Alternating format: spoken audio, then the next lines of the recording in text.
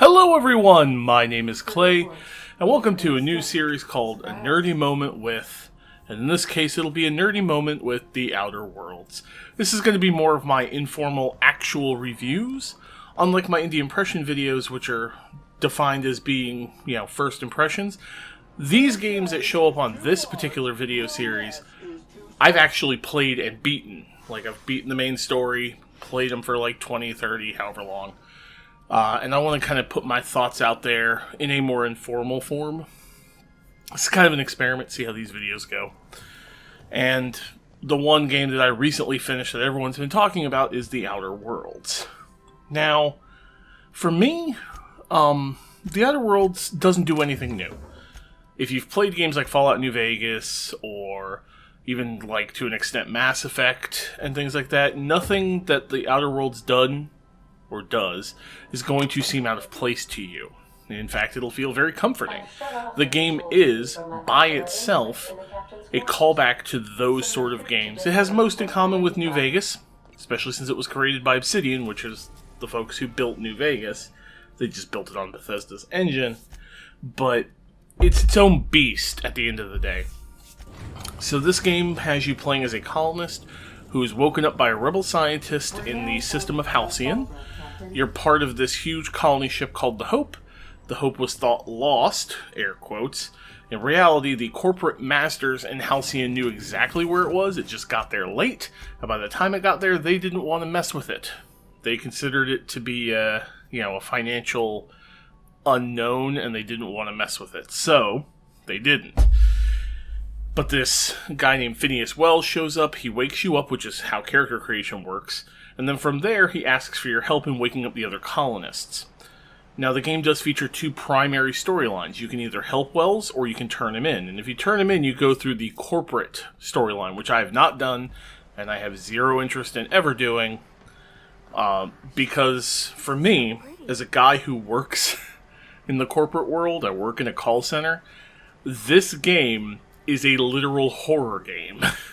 It is what corporations want to happen and what they would love for their employees to do made into a video game. Like, I got to the first city called Edgewater, and I about put the game down and walked away for a couple of hours because I was like, okay, this is fucked up. We've got people here who are upset that a coworker committed suicide, not because he killed himself, but because the act of doing so is considered an act of vandalism, because he is company property, and they were really excited when his death was ruled out as a suicide and was instead drug-induced paranoia. Like, they were excited, and they were sad that they lost him because he was a good worker. Nothing else. There was nothing else about him they liked. In fact, the writing and the story in this game is really well done, and speaks very much to what unchecked rampant capitalism can kind of lead towards. It is a political game. Whoever said it wasn't political is lying to you. Believe me, they don't even hide it. They beat you over the head with it. All the writing's good. The characters are great. I love the companions. Parvati and Felix are my two favorites. I've adventured with pretty much everybody on the team at some point and seen their party interchange. It's all good. The game is very much an RPG. You have a selection of skills that you level up. Pretty much every skill has multiple uses, and one thing I really like is the vocal skills. Persuasion, lying, and intimidate all have combat applications. Basically, if you have enough skill points in any one of those, certain passive effects will trigger randomly in combat. Like, if your persuasion is high enough, you can randomly convince robots to fight on your side of the battle, so they'll just start attacking enemies for a while. If you have enough, I want to say it's intimidate. When you kill beasts, sometimes the beasts around the ones you killed will run away. They'll freak out that their buddy died. They'll just run screaming, essentially. Another thing that's really nice about the skill system is that your weapon damage is not tied to your skills. So there are one-handed melee, two-handed melee, handguns, long guns, and heavy weapons. Those are the 5 weapon skills.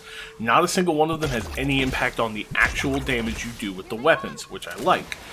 What they do is increasing them increases your crit chance, increases your accuracy effectively, like how well you can aim the shot, weapon sway, that sort of thing. And then there's other bonuses depending on how many points you put into the tree. Like if you put enough points into long guns, you'll like insta-crit when you hit headshots with a much higher damage percentage, stuff like that.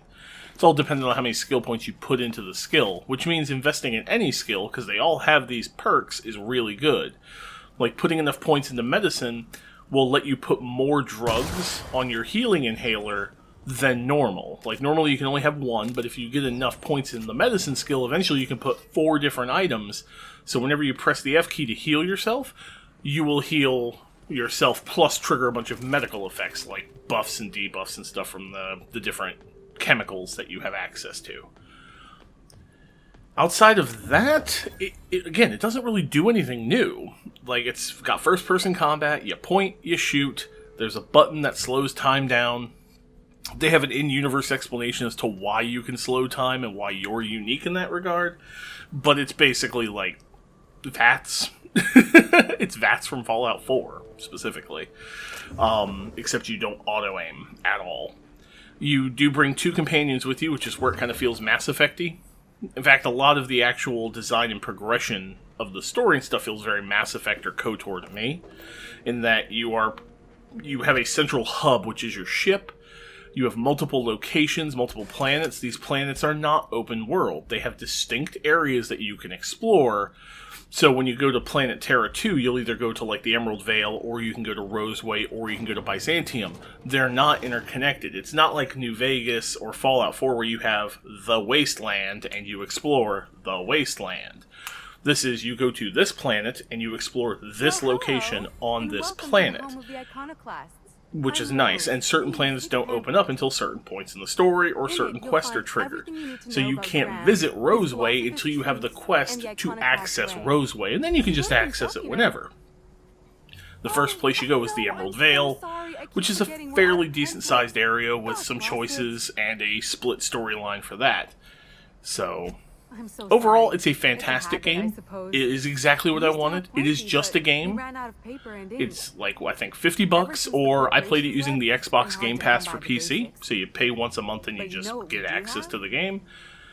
And after I finished it, the first thing that popped into my head was, when is Outer Worlds 2 going to happen? Because at the end of Outer Worlds 1, at least for my playthrough, I solved the main problem that was happening to the colony of Halcyon, and dismantled the government, because rebellion. But it opened up a new sort of problem at the end. Like, very clearly, it's like, this is the setup for the sequel kind of stuff, and I want to see where it goes. And the game took me about 25 hours to get to that point. I still got side quests I can go back and do. I've still got a couple of companion quests I didn't finish. All the companions have quests. As a note, there is no romance. You do help Parvati romance somebody, but it is not you. She is the best character in the game, as far as I'm concerned, by the way. So I urge you to play this if you're interested in the gameplay that you're seeing. This is all captured while I was playing. I like a lot of the simplified stuff. You know, they simplified the ammo system, which was great. You have light, heavy, and energy, and that's it. Guns use one of the 3, and that's all you gotta worry about. You can upgrade all your weapons, you can tinker, there's a bunch of stuff you can do in this that kind of customize the way you play and how you play. But at the end of the day, it's a first-person shooter RPG. You're gonna shoot enemies, you're gonna make them explode, and then you're gonna talk to people, and convince them that the way to open a locked door is to pull the handle up instead of down. If you like what I'm doing, please feel free to hit those like buttons. Leave a comment. Have you played The Outer Worlds? Which companion was your favorite? As I said, mine's Parvati and Felix. Those are the 2 that made me laugh the most. But I'd love to hear your thoughts. And hey, see you next time. Hey there, I just want to say thank you for watching this video, and a special thank you to all my patrons who are listed over there on the right hand of the screen. If you want to get your name in those credits, feel free to check it out at patreon.com/terminallynerdy. And hey, be kind to each other and stay nerdy. Thanks.